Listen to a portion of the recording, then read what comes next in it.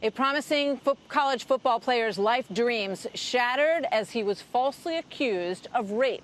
His accuser, 19-year-old Nikki Yovino, told police that she went to a party where two football players forced her to have sex in a bathroom. She later admitted that she had sex willingly and was afraid that if she admitted that, another student wouldn't want to date her. Malik St. Hilaire speaks out here exclusively tonight for the first time about the case. But first, Trace Gallagher live in our West Coast newsroom with the backstory here. Hi, Trace.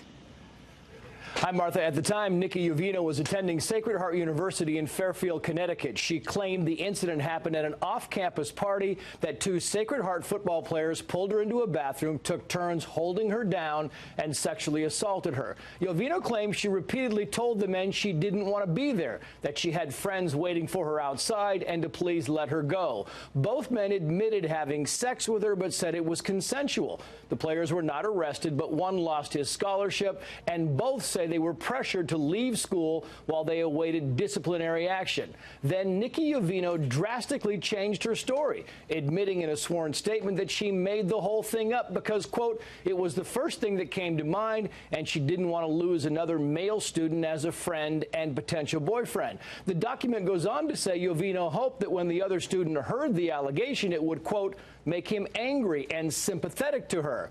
Yovino was sentenced to a year in jail for falsely reporting an incident and interfering with police. Malik St. Hilaire, one of the players wrongly accused, says he spent 18 months trying to keep his name out of the news, but finally he felt compelled to appear at the sentencing to talk about the significance of Yovino's actions. Watch.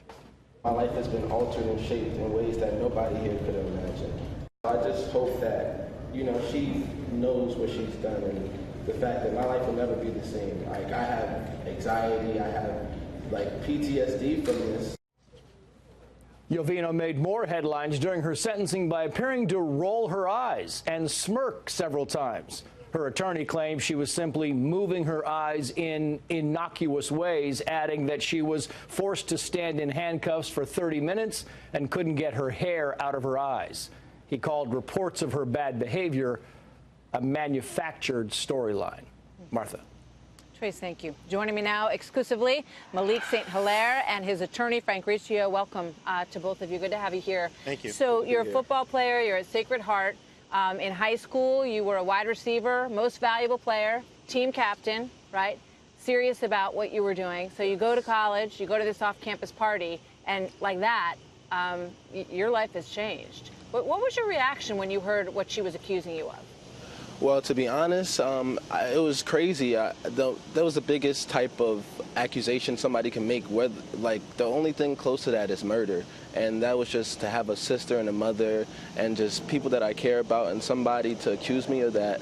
It was life-changing because, people don't look at you the same way. People don't talk to you. People, everybody, especially because of how everything played out, I didn't even have a chance to even clear myself. So automatically I'm looked at as something and someone. And you felt like everyone automatically believed her?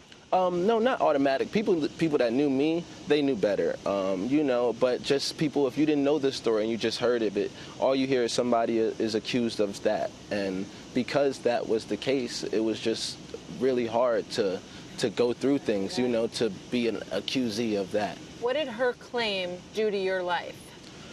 Really, it really did a lot. At that moment, I had to leave school. We were suspended from school, weren't allowed to attend classes. And then when trying to get back into school, it was very difficult because we no longer had the aid that we had, scholarships that we had. Did you lose a scholarship? I wasn't on football scholarship at the time because that year I decided, that semester actually, I was trying to transition into communications, but I was on scholarship. I had received scholarships from Harlem Week and from things that I did within the community of New York City. So from that, it was just crazy because I didn't even have opportunity to gain those things and to transition my life into what I wanted to transition it to. Tell me about the moment that you learned that she had recanted her story, that she was admitting that it didn't happen that way. Well, at that moment, it was a breath of fresh air, a little, because it was like finally she's telling the truth. Like finally she's coming out and saying what really happened, because, you know, but still at that moment, you know, I was still out of school. I was still having difficulty. So even though she may have come out and tell the truth, the damage had already been done. Were you angry?